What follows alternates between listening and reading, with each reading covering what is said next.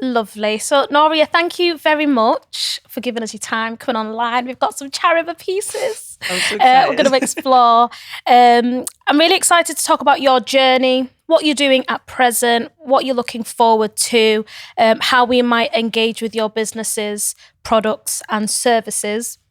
But before we get into that, can you please introduce yourself? Who are you and what do you do? So, hi, I'm Noria Quist. I am a Ghanaian British girl living in Greater Manchester. Okay.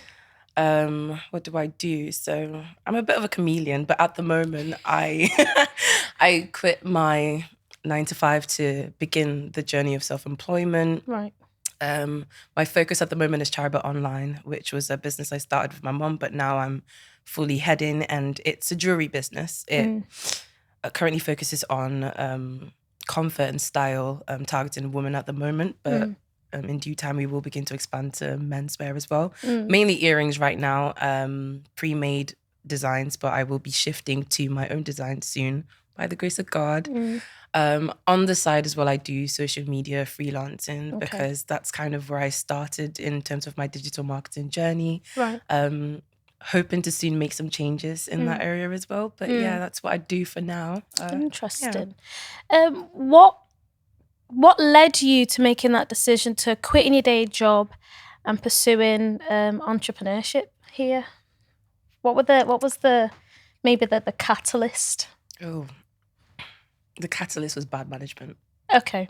If I had great management, I would still be on. Do you think so? I think I'd still be working, but it was that, and also I think I don't know if I can kind of like divert a little bit, but I'm proud of it anyway. But I'm a Christian, and I noticed that when I was in my 9 to 5, just because of how my mind is set up and how I can be an empath, etc., I have this weird conditioning where it's like I had this weird loyalty to my job. And I remember during this time I was learning a lot from TD Jakes, where he was talking about how if you were able to give that 80% that you give to your job to what you love and what you love to do, you could actually end up working for yourself and also, making money, whereas that 20% can be for everything else. Right. But the reason why I brought Christianity up was because I found myself still trying to find my path or my feet in the world of work. And by doing that, I was giving my all to it, especially when COVID hit. I was working overtime, doing more than I was paid for. Oh, weren't we all? Girl, I remember just like sitting in one position from morning till night just because I'm trying to service clients. And one time my mom was asking me that, okay, you've done really well for work, but what have you done for yourself? Right. Like, what have you done? Did you read your Bible today? Have you done anything for Chariba? She knew that I love to design. She was like, have you created something today? And I was just like, no. So that became a pattern. I went through some other things that were stressing me out. So I was really focused on money and I was just like suppressing my creativity.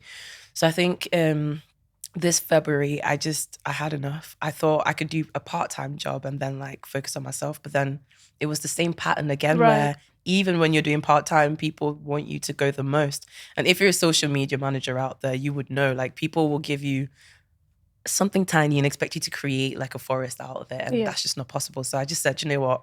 Why don't I just apply this to my stuff, to Chariba, to whatever. And that's kind of what really pushed it. But again, I think the bad management I kind of endured was the cherry on top. So shout out to whoever you are. Thank you so much for that. I needed that push. So yeah. That's really interesting. I needed that push because I find that a lot of the time, speaking to especially women that have chosen to leave their day jobs, it seems like there was an uncomfortable situation or circumstance that triggered the move. That oftentimes I find that when we're comfortable, when we're managing, surviving, we're getting by, there's no like push, there's no trigger. Comfortable. So sometimes, most times I do believe that we probably needed those. I say it myself. I had the same, where an uncomfortable employment situation that just it did not suffice. I was just like, for sure. It sharpens you, doesn't it? I mean, it sharpens. It lights the fire under your Yeah. Sorry, can I say that? I mean, I'm not lying. It does. It sets you ablaze. It ignites you. Do you know what I mean? Don't let me cry. I'll stop. Word. I agree. I agree. And so, yeah, it's really interesting. So I guess thinking about the uncomfortable circumstances that have kind of moved you towards building your own. And I like that TD Jakes reference of giving that 80% to the things that really matter to us. What has that looked like then over the last couple of months of focusing and really giving mind to what matters to you? Ooh. It's been an interesting reshaping of my mind and my time. Yeah. So at first I was thinking, okay, no more 9 to 5. Okay. I get to sleep more. Oh, tell me about it. I get to rest more, but actually it's the opposite. But the only difference is you are much more fulfilled in everything you're doing. So it's not like a chore, it's not anything, but you will see the difference. You will find yourself working the hours you thought you wouldn't. Yeah. But that's because that's the beginning of it. Yeah. Well, for me anyway, I'm relaying foundations because Right. I neglected this business for so long. And it's quite funny because on the outside, people thought Chariba was like thriving and stuff. And it is. Let me not even cancel that out. It is. But the level at which I envisioned it, I didn't put in that work for it to get there. So in my mind, I had neglected it and focused on other people. So when I came back, it was literally like starting all over again. So like, for example, I would be lying down or something, or I might pray and then I might get an idea and it would be like, what, 2 a.m.? Yeah. And I'm up writing, I'm typing. Whereas if I was doing a 9 to 5, Didn't have that yeah, do you know what I capacity. mean? But the thing is, it was more fulfilling. It was kind of like, yo, I'm actually channeling out these ideas and I'm seeing it come to life. So it felt, I don't know the words, it's not magical, but it was just like, wow, I'm capable of these things. Yeah. Why was I doing this for someone else when I could be doing it for myself? Not that we shouldn't help other people and, you know, distribute knowledge, but it's just one of those things where you realize, I can't believe this is actually for me. Yeah. So it was like, it started off like that, and also just reshaping your mind. So understanding that when you put an idea there, it's not going to flourish immediately. People aren't going to jump at it immediately. You need to actually learn how to market yourself the way you've marketed others. Yeah. Believing in your product, believing in the idea.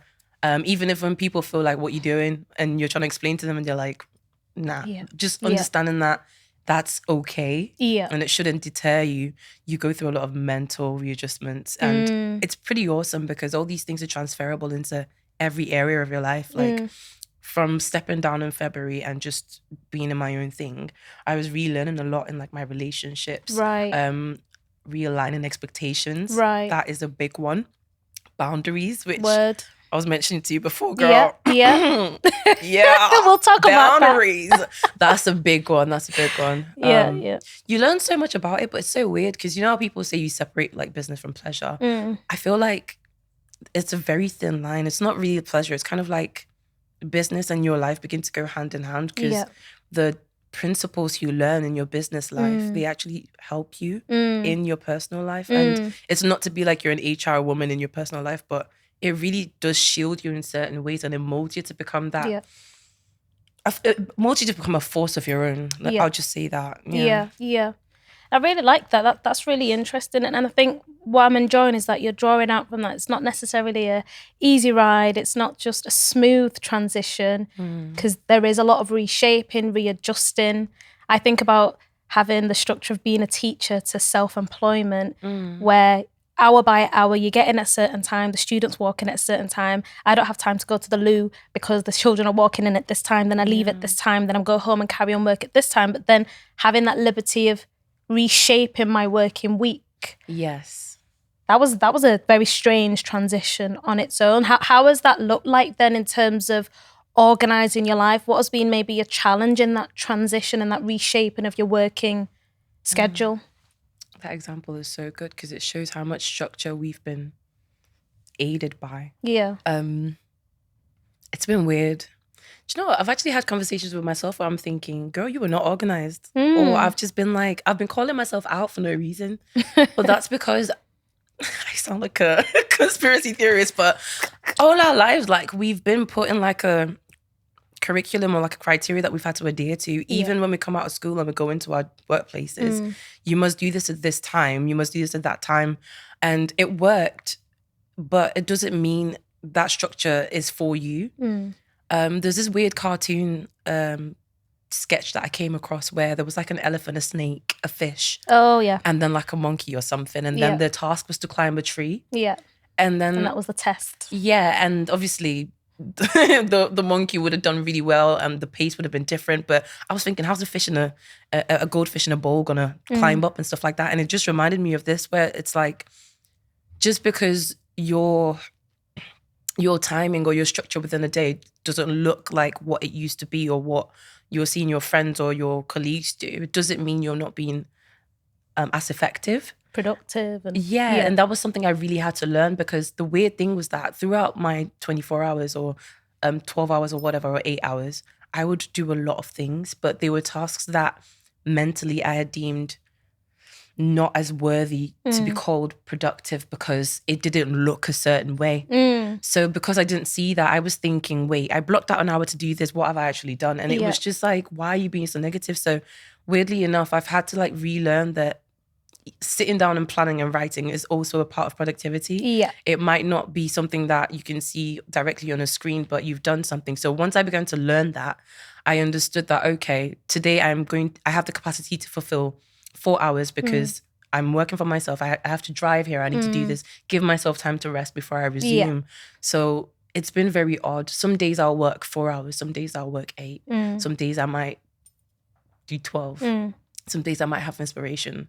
I will be on the laptop from morning till evening. Sorry, mom. It really grinds her gears because like it looks like I'm lazy, but girl, I'm working, I'm hustling. Yeah, you know? Yeah, that's how it's very fluid. Yeah. But that's the beauty of the whole entrepreneurship. Am I saying that right? Yeah. Is that the right word? Entrepreneurship, yeah. I'm not trying to make any mistakes. But yeah, like that's just the beauty of it. That's interesting. There's no set rule. You create your rules, and I think that's what's scary. Because you're fighting against your nature of following rules that other people set for you. Yeah, that's really interesting. I think for me, it's autonomy is the big word there, where being in employment or being in a school setting, there's no autonomy over time. You don't get to dictate or prescribe how you use your time. So then stepping into self-employment, freelancing, entrepreneurship, and being able to have full autonomy and choose how you use that time. Yes, it's liberating, but it also demands a lot of discipline, how you choose to distribute that usage of time. Do you know what's funny? You said we don't get to choose how we use our time, but when we go into those spaces, they tell us, this is your time, you do what you want with it. But really, do you really? Yeah, it's really interesting you said that. So that autonomy of time, but then as you were speaking there about the idea of productivity and what that looks like, I think there's a difficulty in being in full-time employment. You're told what your job looks like and what you're supposed to be putting out within a certain time period. So perhaps it's more prescribed, but that weird transition to then developing your own and building your own, where now you're having to determine what that productivity looks like, is a really interesting thing. And I think oftentimes we get really hung up on sort of physical, visible outputs that say, this is what I've done. That's what you were touching on there. And I used to struggle with that, not realizing that there's different types of productivity. Sometimes you are in the developing stage, the designing stage, but it doesn't mean that it's a finished product. You're not necessarily, there's certain periods where you're not actually putting out visible outputs, but you're developing capital, you're developing ideas, you're building slowly until finally, you know, we're able to put out. But sorry, this is supposed to be an interview, by the way, but I just wanted to share just a quick thought, because as you were speaking, I'm thinking, right, okay, definitely have been on this journey. Reading Deep Work, there's a book called Deep Work, and it talked about this idea of productivity, because I think I was struggling and feeling like I was not successful, not achieving much because the outputs weren't showing, but realizing that there's different types of ways of working. So that the shallow work where we're doing lots of things, I felt like I was doing lots of things but wasn't seeing the output, not realizing that was really shallow work, just the endless emails, endless communications without focusing on the core of the business. Getting so distracted that we're not focusing on the core of the business, and then finally engaging in that deep work for prolonged periods, finally seeing the results. But it is leading to a question, and the question is, I guess, what is the result that you inevitably want to achieve with Chariba? What is the core of the business? What is the vision and the mission? I know you've spoken about the audience that it serves, but what is the core of Chariba at this point in time? Okay, so I don't have just one end goal, because I want it to be something that can cover a lot of areas. Right. And what I mean by that is the end goal of Chariba is for me to be able to provide jobs for other people. Okay. That has always been a passion of mine, how I wanted to get there. It wasn't necessarily like a set plan, but I knew I wanted to create opportunities for people that I can relate to the most. So cliche, I was like, okay, I'd love to start with Ghana. Right. And is that because you're from Ghana? I would say hugely so. And also because I'm one of the diaspora who haven't been able to be as close with their country as much as they would love to, just because of personal stuff, etc. So I've always had a passion to want to actually be able to live in my home country and serve it some way. Yeah.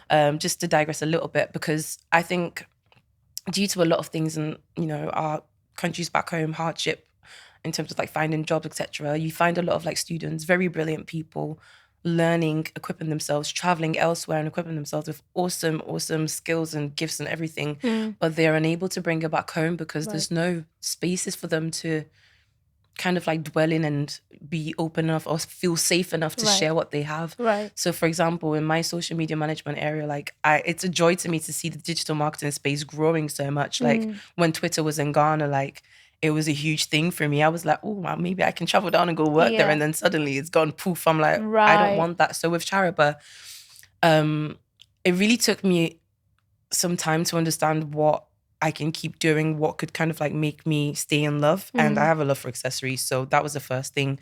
And of course, understanding, right, how can I link this back to Ghana? At first, it started off with like the cultural things. So of course, I named the products and sometimes it would have Ghanaian names here and there. Right. But then that wasn't enough. That's kind of like, okay, you can use the culture to sell. What else do you have? And I was like, wait, how about I start to also look into how I can use materials that are sourced from Ghana, made by Ghanaians, and also be able to like share people's stories. So that's where I want to go. And then initially help families, but not where it's like I have factories and they're working for me and I'm chilling and they're not. Like I want to see my brand actually making a change. Right. So if that means accessories going worldwide, people knowing about the stories, knowing the stories of the workers and the workers being able to share stories with other people. Like, listen, this is a job you could do. You could channel your arts. And if I can support, you from there, like I want to be able to just change lives. That's what I want to do, because essentially I'm not just a businesswoman. I'm also a Christian. Like I want to be able to talk to you about someone who could improve your life. Like even if you don't even want to work with me, just knowing that I could have a conversation with you, learn life from your perspective. I just want to be able to have conversations, and I feel like entrepreneurship can do that for people, and it's doing that for me, because I am the worst of connectivity. Like I'm the worst. On my LinkedIn, you will see the proof. I am the worst. But like through this, I've been able to meet people like you, talk about things that don't necessarily have to be business wise. Like that's just what I'm looking for. So this is my opening, should I say, to those things. I don't necessarily want it to be in one area where people are like, oh, she sells earrings, that's it. Yeah. Girl, I sell earrings, but if you want to have a chat about something, let's do it. And if we can help each other in one area, that's it. So it's a multifaceted thing. Yeah. I like the direction of that. Number one, the creating of job opportunities. So I'm seeing sort of the economic impact there.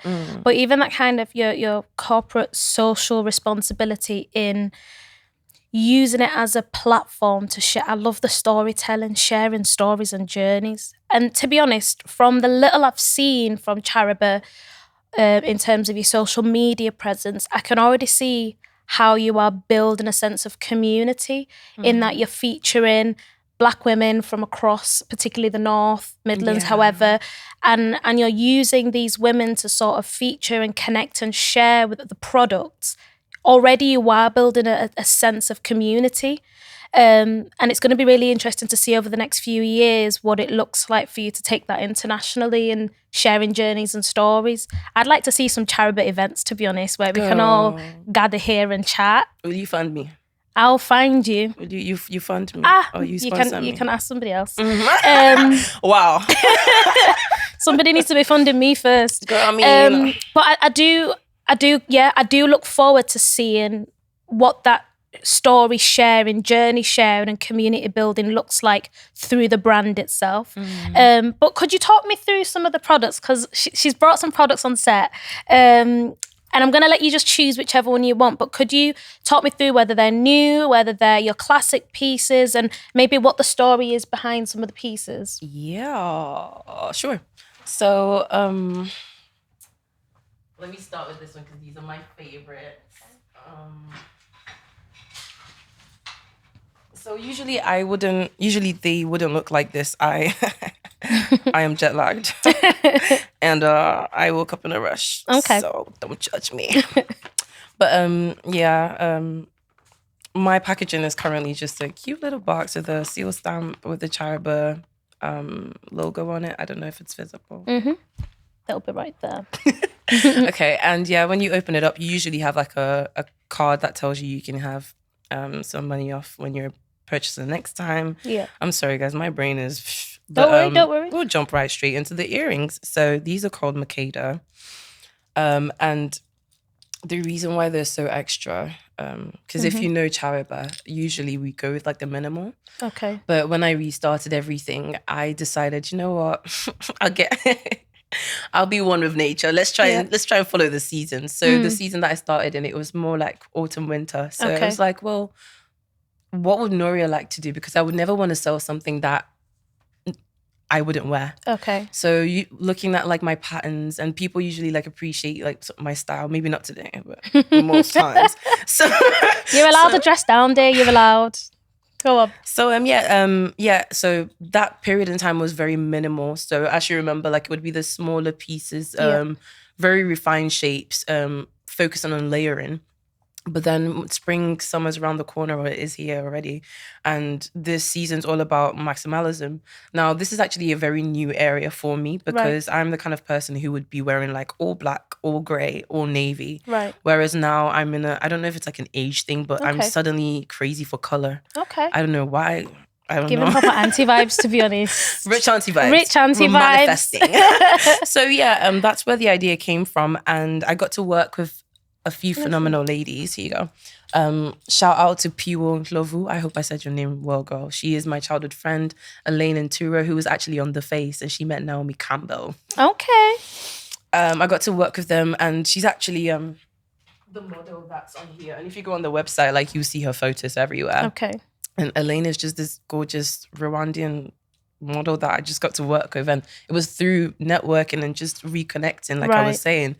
And we brought this vision to life. Essentially, what this is meant to do is still maintain what Chariba is about, which is style, comfort.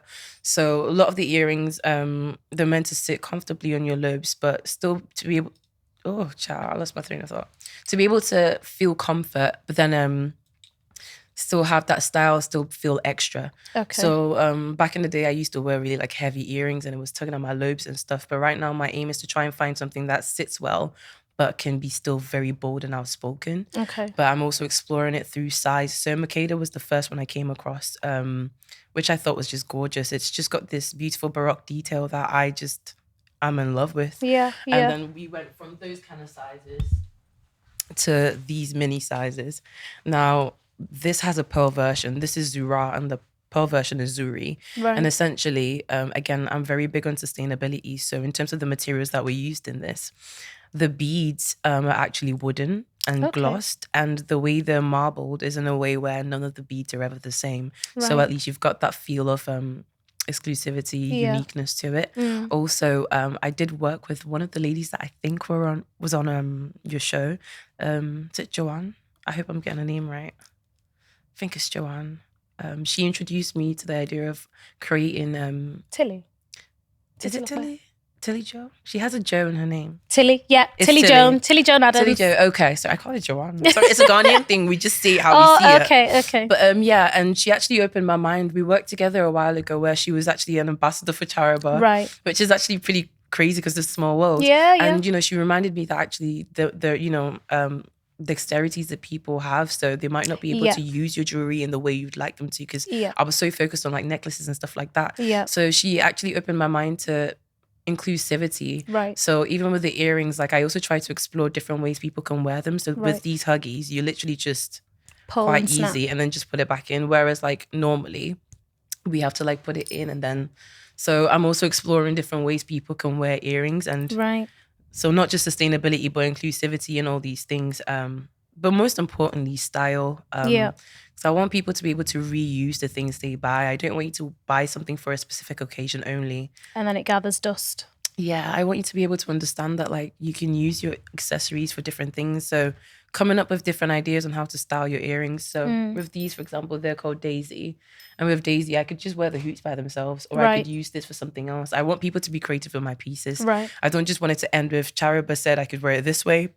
That's it. I want to see you incorporate it with other fits, just like in fashion where you wear a piece from Primark, a piece from Zara, something from High Street, you know, like it would be really nice to see how you bring these things together. So it's very interesting how I'm trying to bring all these ideas together, but I am writing. Right. But one thing I did realize when I was working with Puo, because she was using the glam camera and I can't even remember the model of the camera, but I just realized how much I actually wanted to begin to like dive into film and stuff like this, which is all from my background. When I was in Manchester College, like I was learning all these things. And I always used to ask my mom and God, like, why am I studying all these things? Yeah. And now it's all making sense. Yeah. So yeah, man, it's a big vision, and I can't wait to begin to work with the right people to streamline it. Yeah. But for now, yeah, here we are, guys.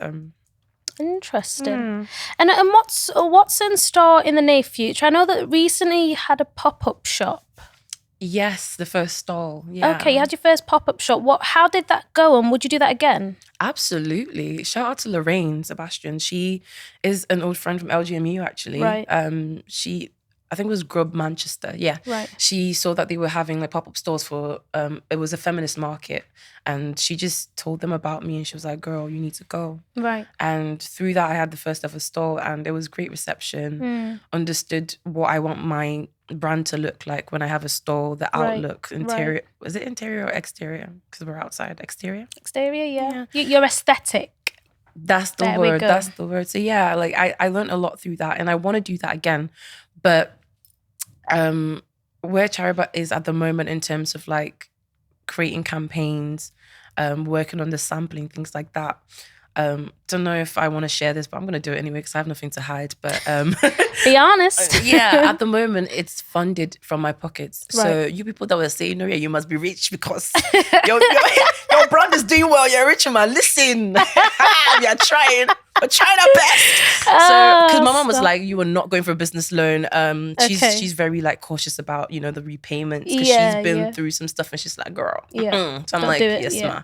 And it's hard, but you know what? God is faithful.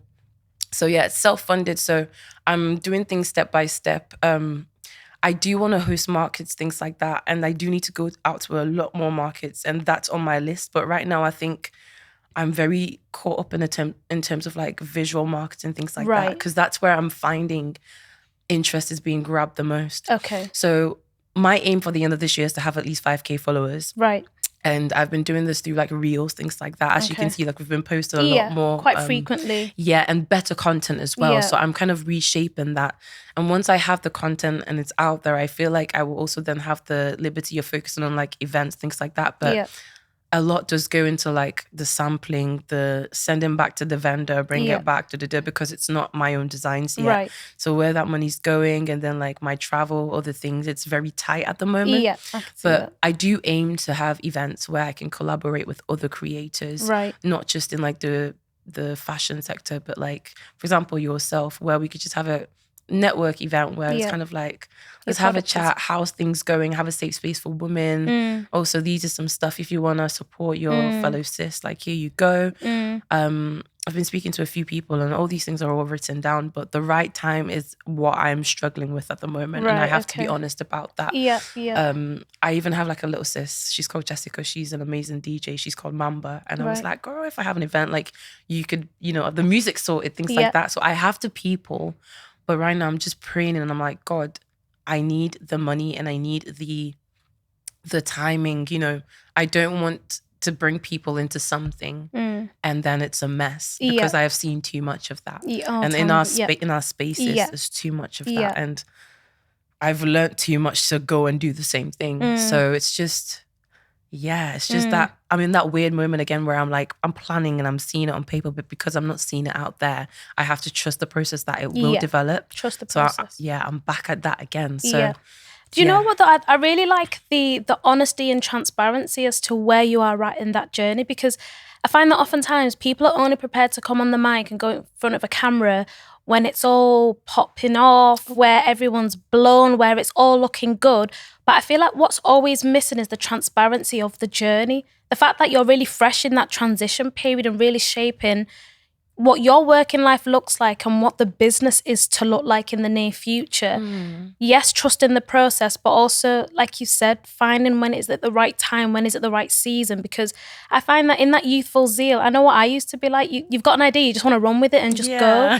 But then that's where the mess occurs. You haven't counted the cost, you haven't spent the time, the diligence to really plan, design and ensure you've gathered just enough resource to make it work. And I like how you're counting that, looking at what your network looks like and the services and the creators that you're already surrounded by. So what I'm seeing there is that building of a community. So by the time you're going into community, but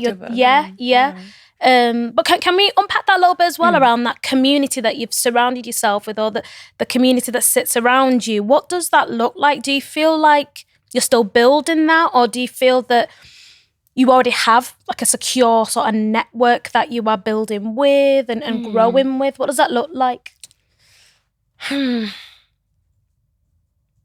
So I have everything that I need in order to thrive. I believe that, I know that, and I see that. It's around me. Yeah.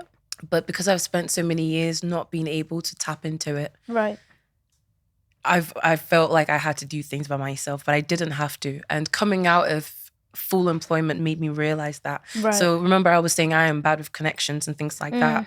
I'm not really bad. I tell myself, I'm not good at talking to people. I am. I've told myself I'm not for a long time. So I had to unpack and be like, girl, if you want to get things done, you need to put yourself out there. And get good I'm a marketer who's bad at marketing herself. Right.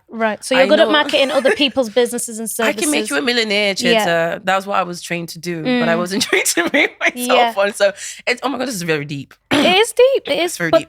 I don't want to go into capitalism right now.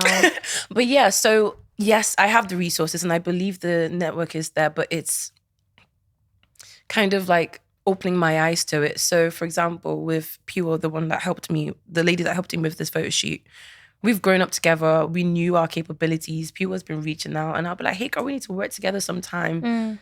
And I was asking myself, why did it take so long? But you know what? It's beautiful because she's at the peak of her career right now. Like her retouching is untouchable. I don't care if you're a professional in Manchester, my girl's better than you.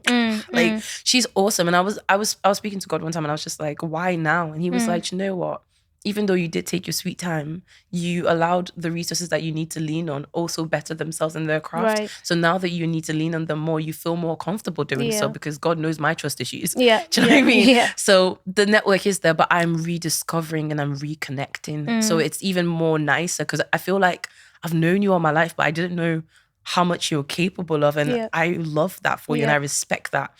Can I tap into it? Can you can I tap into mine, you know? And it's also teaching me more about just friendships because I have had a lot of trust issues just due to things I've seen and how I've related to like adults and what I've seen them do. So in my mind, it's kind of like, God, am I an island? But now understanding that you shouldn't be scared to actually reach out your hand and somebody else reach out to you. Like, yes, there are bad mind people in this world, but there's so much more goodness. And it's so weird and it sounds so deep, but I'm relearning about like self-love being an extension of, you know, girl, it's a lot, but it's a journey. It's just, it's awesome. That's all I can say. I have learned that there's so much goodness, so much art, so much refinement. Like, and my friends are doing so well, and I'm also able to give to them just as they're giving to me. So, yes, it's there, and I do know it's a secure network, but I'm still finding it and rebuilding it and being selective about who I want to be in my network. That's a big one because everyone's good, but not everyone's good for you. So. Word. I'm preaching. No, that's really interesting. I just like the idea of building on it, just kind of navigating that network, building it, refining it. That goes back to what you were saying before. You touched on boundaries. Who gets to exist within that network? And for want of a better choice of words, who do you get to throw away because they're not adding value to that network? Throw them in the bin. In the bin you go. Because what you're saying there is you're identifying these people in your network, these people that are obviously serving as assets to you, but there's an exchange as much as you're giving, you're receiving. I think the thing that I have found most draining is those that may have been in my network and it feels like I'm pouring out so much and getting nothing back. And I do believe in being selfless and serving my community. You need to know But boundaries. like, you're bleeding me dry. And you know what's mad? Who gives to the giver? Yeah, well, that's it. We're only humans. So it's really interesting that you're pointing to that about the importance of having a network that builds, that serves, and that adds value to yourself. Absolutely. Having a network that can see that, you know, sis, you've been doing so much. Stop. Let us fill in the space for you. You refill. Yeah. Get back to us. And we are not expecting anything from that. Yeah. People like that do exist, by the way. Absolutely. I feel like everyone just thinks, oh, everyone's just transactional. Yeah. Absolutely not. Absolutely. Like, there are people that are considerate and are willing to step in when you can't stand up. Yeah. And they will actually step in and be there for you until you're ready to come back. And some people don't even require you to do anything else. And some people would appreciate if you also show the same love that they did. But yeah, that's very key. Absolutely. Very, very key. Absolutely. Now, final thing then, looking back over the last 10 years specifically, if you could advise, I'm not going to say your age on the screen because I don't even know I can't remember how old you are. But if you could tell 10 years younger version of you, Noria 10 years ago, what would you advise Noria 10 years ago? In light of what you've seen, experienced, and the decisions that have brought you to this point right now. Baby sis, what would you say? Oh, girl. It's been a journey. I'm old, man. Oh, Chiedza, why would you give me that question? I'm starting to feel old. Do you know what? I would say don't be afraid to open up. You have nothing to lose. That's the first thing. Second thing is feel the fear and do it anyway. Feel the fear and do it anyway. Those are the only two things I'll say. Feel the fear and do it anyway. Fear is so crippling. I used to feel fear and bow down, bow out. Chiedza, I don't know what it is. It's crippling. Whoever created fear, kudos to you, man. That's a very effective system. I'm not gonna lie. Like, it's insane. A lot of the time you create that fear. Yeah. And you don't realize you have the power to tell it no, go away. Yeah. I don't know how, but of course I do know. I mean, there's factors within our societies and our family lives that build it up, and sometimes we don't know better and we wish we could have heard better, but everyone's caught up in their own thing. So people might not be there at the right time to tell you this is what's happening. Yeah. Get rid of it because everyone's caught up, you know. That's it. I think growing up for me, I was not surrounded by examples of fearless figureheads. Yes. I didn't see examples of it. So I feel like me being the first in my personal space and circle to do anything that is fearless is scary. What does fearless look like in your journey? Fearless is, I'm not sure what the future holds. I'm not sure how this is going to pan out. There's no security around this decision making, but I'm going to have a go anyway. And even if I failed, at least I tried and I had a go. Yeah. I remember seeing like one of those motivational speeches on Instagram, and it said something along the lines of, you are 100% going to fail at the thing that you never tried, or something along the lines of, there is a 100% chance of you failing at the thing you never had a go, because you never even gave it a chance. You never gave yourself the possibility of succeeding at the thing. So I think for me, fear looks like, how's it going to work? Or what's my financial situation going to be if I step out of this here? What's going to happen to my relationship? What's going to happen to this? What will it look like to my family and friends if I step out and do this thing confidently and boldly and it flops? It's embarrassing. Oh my! They're not going to put respect on my name. They're ones that when my mom told me not to do it, your dad told you to stay there and you didn't. They know better, and they'll be like, I told you. So I think all of those things kind of feed that fear, how it looks, how it feels, the consequences, that it cripples us to stay where we are. And you're stagnant. But I wasn't exposed to examples of fearless. And even if they were there, I don't think it was modeled, shown and explicit to me. So I could know that I can just go and try it anyway. Feel the fear and do it anyway. You know what's insane? Like, Chiedza, all the things you just described, you do it anyway. Yeah. So you're a great example of that. Like, you're with Rara, you're doing this podcast, you're doing so much, girl. And I understand what you mean by you didn't have those to model after. Even if, you know, like, for example, I had my mom, love you, sis. Yeah, I had my mom, and she was strong. She was a pillar. She was a backbone. But there was that element of like, okay, you've done all this, step out. That stepping out wasn't there. So she did step out in Christianity. Right. You can't touch that woman. Yeah. You know what I mean? But there's just certain areas that you'd be expecting more, and because you didn't see that, you're thinking, actually, maybe I should just contain myself. Yeah. And what you've just said is just so significant, because I remember we were having a chat about women in environments where we're just conditioned to just be in just one spot, and it's so crucial to be able to have people that you can see visibly stepping out. You might think they have their stuff together, you might know what they're going through, or you might not, but just seeing them do it anyway, it just creates this, I don't know, it just breaks this boundaries again. It just breaks that shield that makes you feel like, so what if I don't do well? At least I can say I did try. I tried. Yeah, so... You can't kick me for trying. Did you try? All right, so be quiet Even then. if I flopped, I know what was in there. I can actually answer your questions about it, because I tried and I failed because I was meant to do that to help you in a way. So that's absolutely it. But absolutely. This year's theme is just feel the fear and do it anyway. Shout Feel out to Chris the Adiku. fear Thank you for telling me that. Doing it anyway. Yeah. Oh, okay. I'm holding. I want to get that printed and put on my wall in my Make office. a t-shirt. Do you know what? When I get the t-shirt, I'll let you know. Yeah. But yeah, that was beautiful. Thank you so much for just being so honest, open, transparent about your journey. And I do hope that for the people that are either just behind you or in the same space, that they would be encouraged to feel the fear and do it anyway, because there's nothing to lose. For real. Just try. Especially at these times where, for someone like myself, where I don't have dependents, it's just myself and Sam. Do what you I have the liberty to try. Fail as much as you can right now. Because you can't afford to be failing when you've got dependents and your people kids to are look looking after. at you like, Mum, what are you doing? I'm Do you know failing. what I mean? So yeah, that's really inspiring. Thank you very much. And I hope that everybody else that's listening, watching, tuning in can draw something from that. Thank you. No, thank you.